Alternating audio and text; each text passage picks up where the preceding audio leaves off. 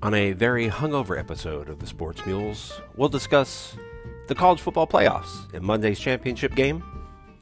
We'll try to figure out how I can understand football, but yet not understand people. And Kinder Buenos and gummy butterflies are a recipe for a colon disaster. Mister, wake up, Mules Nation. Time to dig in.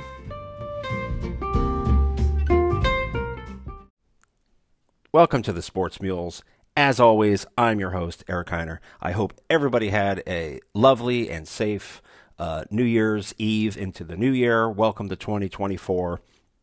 But I hope you guys had fun, were well behaved, and didn't drink too much to the point where you were heaped up on a ball on your bathroom floor for a large number of hours or on your couch. And then later on when you thought, hey, I feel a little bit better, I think it's time to get going, took a shower and then threw up in the shower. But I guess if you're going to throw up, that's the place to do it. But I hope your 2024 has started off better than some people's.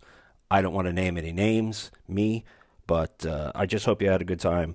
And welcome to the new year. We made it. And also the New Year's, right? I hope you guys had your pork and sauerkraut, which if you didn't throw up before, you probably did after that. But, it's good luck. It's tradition. You got to have it. So I hope you guys remember to do that. And, just start off your year right. Just enjoy it. It's a new year. You got to ease into it, right? A lot of people like to come back, go to the gym. That's why you go to the gyms, and it's jam-packed with people who don't know what the hell they're doing. And every machine is taken up, and people aren't using them properly, and you're just like, well, I'll come back in 2 weeks because 95% of these people are going to be gone. But ease into the new year. Sometimes it's just nice to take a day where you go and have some tea and look at some plants with the best company you could possibly ask for, and just ease yourself into the new year. Enjoy yourself, right? Life's too short. Tomorrow's not guaranteed. Have some fun. Because I can tell you what's not fun. And this is a little suggestion I might have for my favorite non-sponsor who I want to be a sponsor. But I think it would be a great idea if Kinder Bueno, or Kinder in general, but mostly for me in Buenos, if they started randomly out of their, their family share size pack, which is like 30. If they put in like 5 or 6 of those that were like laxatives, because I got to tell you, you eat a bag or 2 of those mixed in with some gummy butterflies, yeah, you are you're the Hoover Dam. There's nothing getting through. You're going to be struggle bus for a while, and if you're a woman and you're not pregnant, you may look pregnant with a food baby. And if you're a guy, you may just look like, well, most middle-aged men these days anyway. But, yeah, I would highly suggest maybe just sprinkle some in there. Put a little code on the bag so you go, oh, okay, I know what's in here. But you don't know which ones they are. So just mix them in there. I think you would really be helping out a lot of people by throwing those in there. And then we have the playoffs. We just finished up, and the bowl season is finishing up. We got the championship game. And last week, I made my predictions, and I was terrible. I understand football. I could figure it out. I coached it.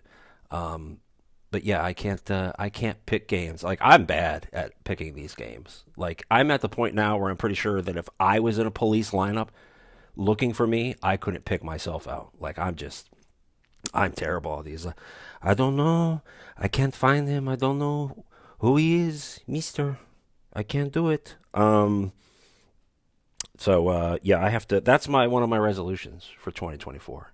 Be better in general. So I got to be better at that. But so let's get into it. So step inside, walk this way, you and me, babe. Hey. And if I did get coffee this morning, I stopped at Wawa. Was at the Flyers game last night. Stopped at Wawa on the way home, and maybe I'll make that today's poll question. Pour some sugar on me, 1 lump or 2. Which one is it? Because I've also been made fun of for how I make coffee. but they can make fun of me. It's okay. So we'll briefly start off here by going over recapping the non-playoff New Year's Six games. So it was, and there's been a lot of conversation this week about, what happened with Georgia and Florida State, which we kind of touched on a little bit last week. If you haven't listened to that episode, what the fuck are you doing? Go listen to it. Stop. Don't come here. Go there first. Listen to that and then come here. But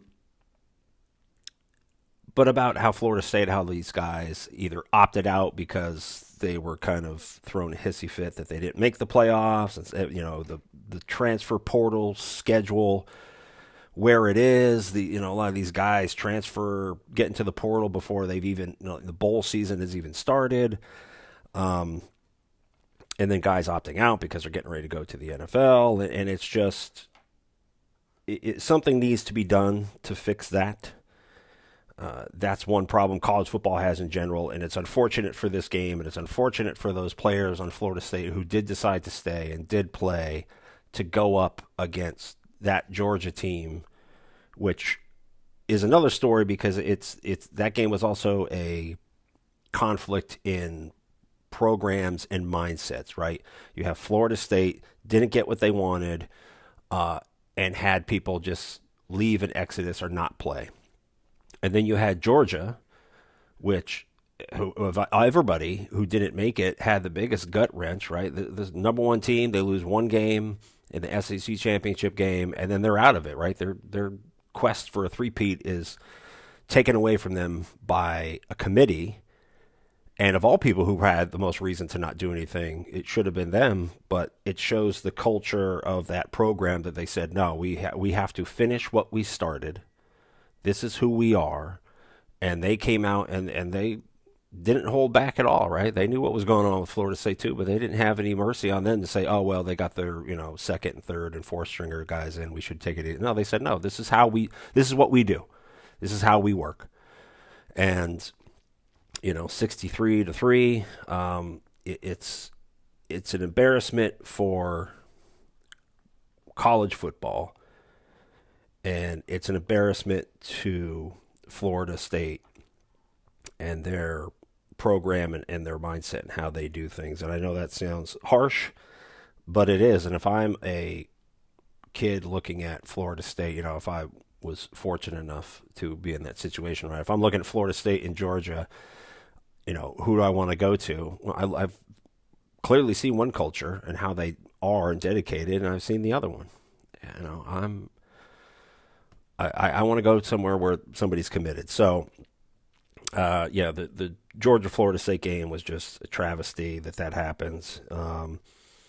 And, then the best game of probably all of these, I guess, was the Peach Bowl when you have Penn State and Ole Miss. And Ole Miss came out, right, won the game.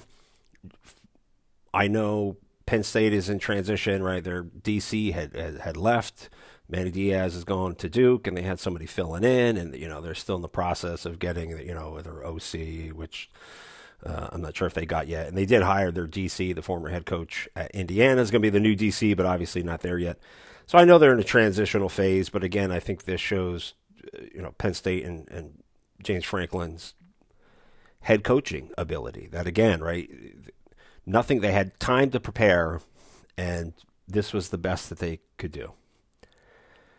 And for Penn State fans out there who are hyper-critical of him, but you're then super defensive of him, you have to make your decision. You can't have it both ways. But that was the best game of all of them. And then the Cotton Bowl, we've got Mizzou and Ohio State. And this is another one of those where I kind of chalk it up to the coaching. Some of it, obviously, it has to do, again, with what we talked about earlier, the portal and transfers and opting out for whatever variety of reasons. But a lot of this comes down to coaching as well, because it looked like that they put everything into their second-string quarterback, right, because their starter entered the transfer portal. He's gone. And it looks like they put everything into their second string quarterback to be the guy. He gets injured early on, and then the third string quarterback comes in, the freshman, who they show the one at the beginning. He goes up there and he's got his hands up for the snap, and his hands are shaking, like me after my fourth cappuccino. But it doesn't look like they prepared him for anything. It didn't look like he got any reps. He did not throw the ball. They just try to run it, which they struggle with running anyway with that offensive line. And, he wasn't prepared. They put everything in. We're like, this is our second string quarterback he's our guy now. He's the guy. We're going to put everything to him. And then he got injured, and they were like, well, we don't have anything else, so I guess we'll just hand it off.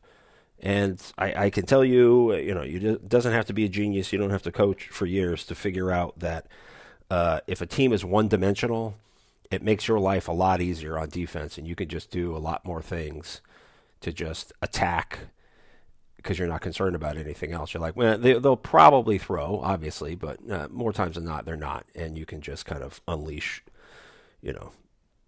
hell on them. So, but again, it looked like coaching to me that they didn't prepare this young man for the possibility. And again, right, that's a shame that's what has to happen, and that what goes on again in these massive programs. It just seems a disservice. And then the Fiesta Bowl, which was Liberty and Oregon, and Bo Nix, congratulations to him. Fantastic college career. He may have 2 doctorates. I think, how old is Bo Nix? Salem? How old is Bo Nix? 36, 37? It feels that way. But congratulations to him on a fantastic career. Goes out with a Fiesta Bowl win. And the saddest part, again, right, piecing into this whole, people opting out. These bowl games don't mean as much. And even after the Georgia-Florida State game, Kirby Smart came out and had some very strong words about, something needs to change with how things are done, like that with the portals and signing days and what too many bowls and what these bowl means and keeping kids here, because that Fiesta Bowl, which is a marquee bowl game, right? That is a marquee bowl game. That is one you want to get to. Not even before that we did the whole New Year's 6. Fiesta Bowl is one you wanted to get to. That stadium, I don't know if you watched it, because I highly doubt, I haven't seen the numbers for the games, but I highly doubt a lot of people watched that game, either on TV or there, because the stadium was at 73% capacity. The Fiesta Bowl. I'll let that sink in for a second. The Fiesta Bowl is at 73% capacity. That's disgusting. Like, this is where we are at college football. And I know this is right. This is the end of the 4-team playoff, and next year it expands, and we're going to have more stuff, and there's more games that are more important. I understand that. But the fact that we have to get to this point where half these kids aren't playing and half the fans aren't showing up to these games, then what the hell is the point? You got 85 bowl games. Almost everybody gets in. They're not special anymore. And when it gets to the point where the main bowl games aren't special anymore, I know Chip Kelly said it, right? There's no crying on the yacht, right? There's no crying on the yacht. College football is a phenomenal sport with phenomenal attendance and it's amazing fan base all across this country, right? It is basically, it's the NFL and college football. It's 1 and 1A. They almost ebb and flow, really, which one's the bigger one. Right? No crying on the yacht. But there are times when you get to this situation now. I know this is the end of this part, and we'll see how things go next year. But this is just terrible. This is all terrible. And again, for the Fiesta Bowl, it started January 1st. It was a noon kickoff, I believe, which is what, 11, 10 at Arizona time? Like what are we doing? What are we doing? How are we having one of our marquee bowl games starting at local time 10, 11 in the morning? And then 73% attendance. It's just I can't understand it. I can't understand it. And we'll get into time again in the next segment when we discuss the two playoff games, which we'll do right about now. So we get to the two main games, right? The two play-in games are Rose Bowl, which I don't know if you got to see it, but that flyover picture above where you've got the bomber going over and the stadium's packed and the Rose Bowl turf looks perfect as always, and you got the mountains, and you got Alabama end zone, you got Michigan end zone. Like, it is the picture of college football, right? That picture should just be made into a poster and put at every school at every level, right? That is college football right there. Beautiful sight. And then for the game, we get a very, very good game. I think it's probably the better game of the two that day. But you have a Michigan defense which was just absolutely lights out. Just lights out. Just befuddling the Alabama offensive line, just attacking, super aggressive, getting in there, making the quarterback make decisions, which he was struggling to do, right? It looked like he was himself at the beginning of the season versus Texas, right before he got benched, right? It looked like that. Like, the pressure was getting to him so quickly and so much, he couldn't comprehend stuff. And it didn't help that those snaps he was getting from the center were constantly low, off to the side. It just wasn't a good night for Alabama's offense. And part of that, the majority of it goes to Michigan's defense. Let's not take that away from them. Absolute phenomenal defense, not just for this game, but the entire year. But they did their job. They were super aggressive. They got after him. They did what they needed to do. And they dominated Alabama. The fact that Michigan had to come back late to tie it up and then win it in overtime, says something for exactly how good Alabama's defense is as well. And we'll talk about that in a second. But Michigan's defense is lights out. But Alabama's offense, again, right, didn't adapt, didn't make changes. And this goes back to their offensive coordinator, Tommy Rees. One, I don't trust an adult man that still calls himself Tommy. And two, I don't know why Alabama hired him for that job. He didn't do a great job at Notre Dame, where he tried to blame most of it on Brian Kelly, which to some extent I can understand. Brian Kelly's a control freak. So I can see that. But then his last year at Notre Dame, when he was given the reins, this is your offense now. You do it. Notre Dame's offense was trash last year. They were not good. And again, same thing that we have seen with Alabama this year. When Alabama is just Alabama and better than other teams, yeah, you can run that offense and you can do stuff because you just have, your Johnnies and Joes are better than theirs, right? But when it gets to equal competition or better, you need to scheme and make changes and adapt quicker. And I have never seen that from Tommy Rees, and we sure as hell didn't see it this week, this season and this week. And in this game, you get to overtime. It is fourth and season. Your season is over if you don't score a touchdown here to at least try to prolong it. And I know Nick Saban, my Lord and Savior, said later on, hey, we had 3 plays called, this is what we went with, and blah, blah, blah. That was the play that they went with, that tried to quarterback draw. And again, snap in the grass. He gets up. He has no time to make a read, even if he had one, and then tries to, QB draw it in from there. It's just, again, I get upset because part of me, I wanted to coach full time, couldn't get it done for a variety of reasons, which is fine. I've made peace with it. But to see these guys making millions of dollars at these programs, and this is the best decision that they could come up with, Because I know people, you practice this stuff all the time. You practice it every week. You practice it almost every day. And this was your decision? Fourth in season? Come on, Tommy. Be better. Be better. But Alabama's defense was Alabama's defense. They were also aggressive, but they struggled with the offensive line up front, right? They did a lot of pulls. They did a lot of movement. They did a lot of stuff that staggered the defensive lineman for Alabama just enough, right? Sometimes you just need that. I just need half a second. Just give me half a second. Stagger them enough to be able to get in there, make a move, make a cut.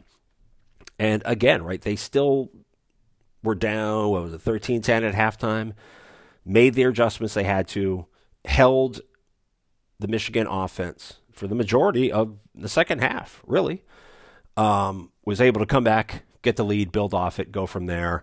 At the end, which we've also discussed in the past, you can have the world's greatest defense, but if your offense keeps putting them back out there, sometimes those guys are going to get gassed, and that's kind of what happened at the end for Alabama's defense. They just kept getting shoved out there.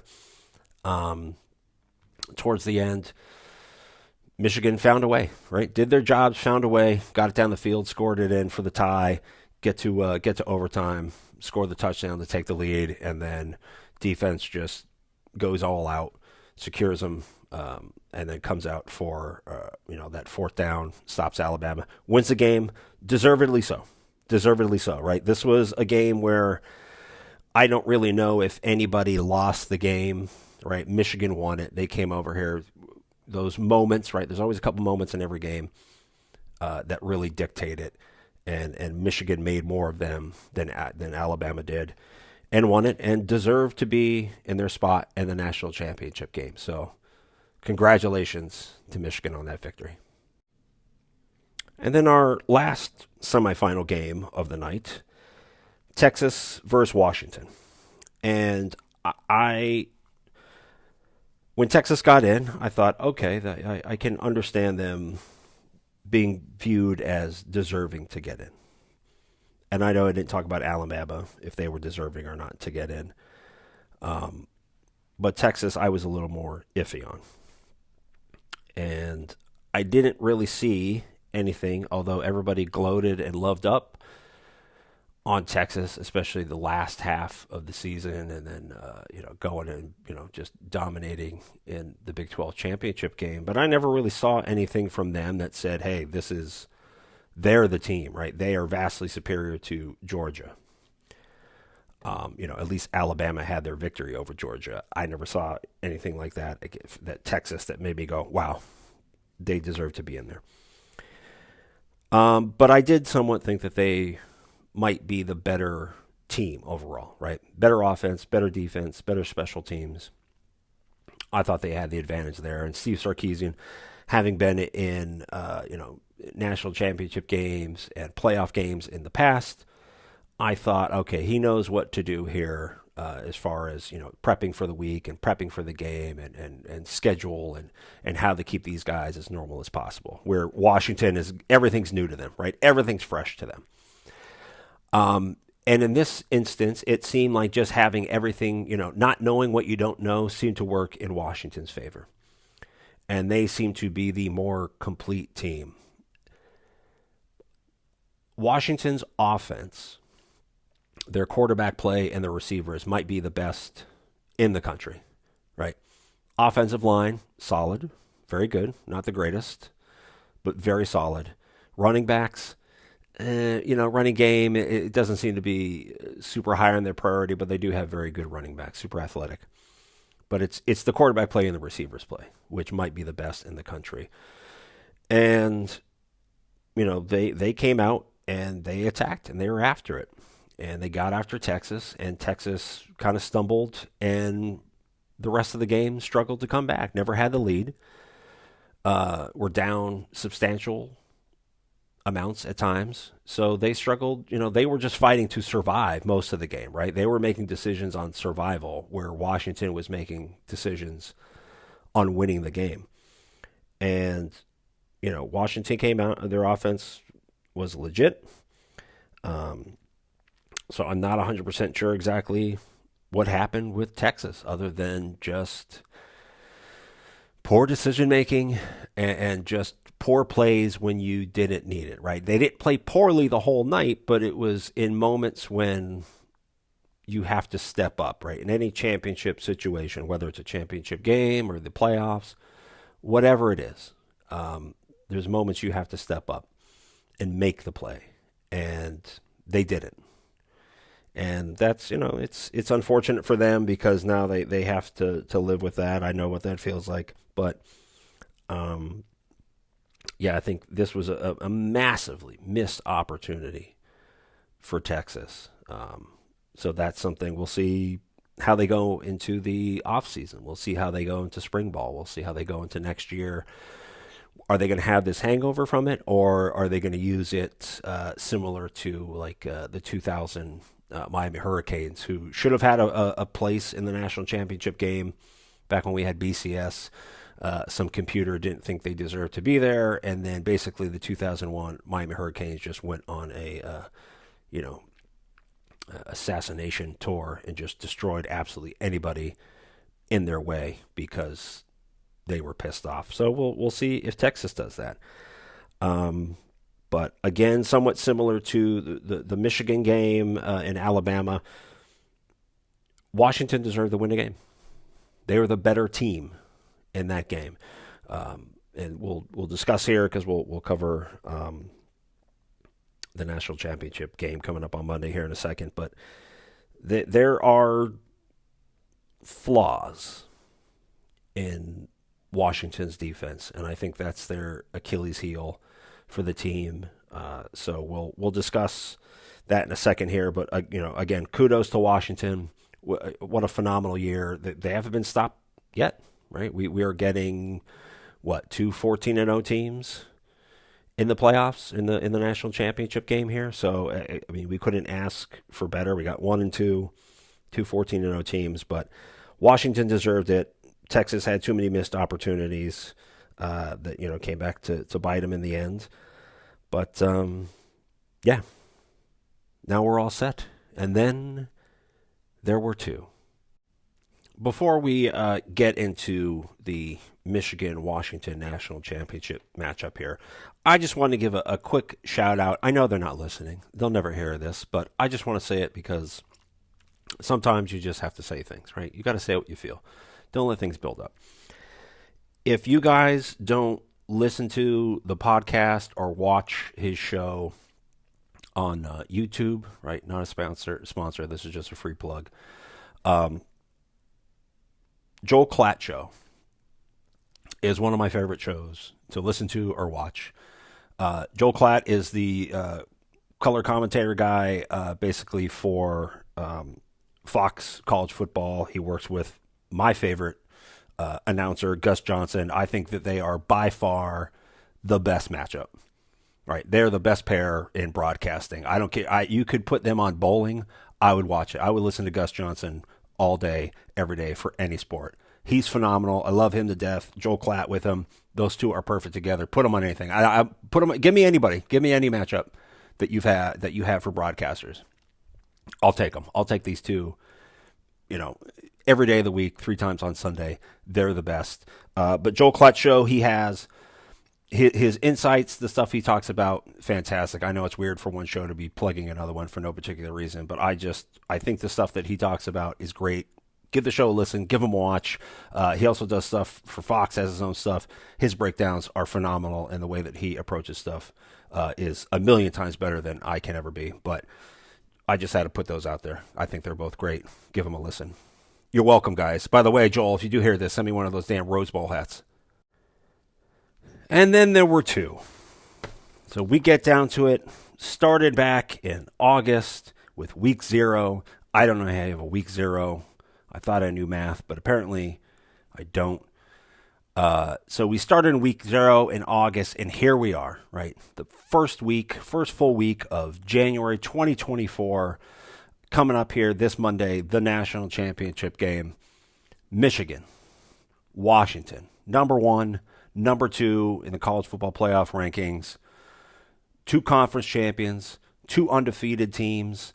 You know, in the last year of the 4-team playoff here, this is probably the best you can get. And both teams winning their bowl games deservedly, and you know, nobody can go, well, they won because of this. They went, no. Both of these teams earned it, right? They earned every victory they had all year. They won their conferences. They've won their bowl games, and here they are in the national championship. Could not be more deserving. The only thing I will say, because you know, it just has to be said, I know that there are people out there who are going to look at Michigan and have some questions or some issues because the majority of this season has been filled with, you know, Harbaugh gets suspended because he, you know, bought kids some pizza, and then he gets suspended because of the whole sign stealing situation. And there's a lot of people that have a lot of feelings on there. I know I've made my feelings clear. And if you go back and listen to previous episodes, as you should. But either way, here they are. Might end up being a nightmare for the NCAA. But again, I haven't discussed my BFFs in a while, but the NCAA doesn't really give a rat's ass most of the time. So they'll be upset and they'll act tough. But if Michigan wins, it's just going to happen. And they're not going to do anything about it. But so I'll just state my picks now. I don't know what the line is. You think I would, considering what my day job is, but I don't know the line for the game. Last time I think it was Michigan was given 4.5, somewhere around there. This might be the kiss of death, considering my record, but I'm going to go with Michigan to win it. I think between these two teams, Michigan is the better team, right? They are the more complete team, and I'll say this because of this. Washington's defense, which I alluded to in a previous segment, Washington's defense is 54th scoring in the 90s for overall. That's not good. That's not good. In the last 20 years, there's only been one national champion that had a overall defense that wasn't in the 20s or 30s. I think it was Auburn, somewhere around there. I think they were 53, somewhere, mid 50s somewhere. And that's overall defense. This is, you know, scoring defense, they're 54. Overall defense, they're in the 90s. I think they're 93 or 92, somewhere around there. That is a difficult stat. The only way it might help them a little bit is Michigan is a primarily running team, right? They will pass. Incredible quarterback play, great receivers and tight ends, but they are primarily a running team, right? They run to set up the pass. And if your pass defense, which is where they struggle the most, if your pass defense is your Achilles heel and you go up against a team that runs it majority of the time, you may have a fighter's chance. Right. If Washington wins this game, I wouldn't be surprised. I just think that Michigan is more likely to do it. I think they just have better tools all over the place to do this stuff. And I think their situation matches up a little bit better against Washington. Primarily, again, right, Michigan's defense is lights out.